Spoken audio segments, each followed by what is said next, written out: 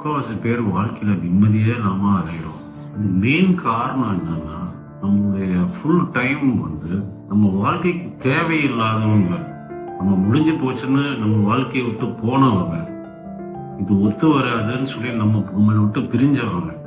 ஆனா நம்ம அவங்களையே நினைச்சுக்கிட்டு அவங்க கூட இப்படி சந்தோஷமா இருந்தோமே, அவங்க கூட இப்படி ஒரு நல்ல பியூட்டிஃபுல் மூமெண்ட் இருந்தது, அவங்க பண்ண அட்டூழியமா அக்கிரமம் எல்லாம் நம்ம அப்படியே மறந்து போயிடுறோம். அப்படியே நம்மளோட நல்ல மூமெண்ட்ஸ் மட்டும் திருப்பி திருப்பி திருப்பி நினைவுல வச்சுக்கிட்டு படுக்கும் போதும் தூங்கும் போதும் எழுந்திரிக்கும் போதும் இதே ஒரு நரக வேதனையா ஆகிக்கிறோம். இதோட பெஸ்ட் வே என்ன? ஒருத்தவங்க உங்க லைஃப்ல இருந்து போயிட்டாங்களா, கட் பண்ணிட்டீங்களா, அதோட அவங்கள தூக்கி போட்டுரும்.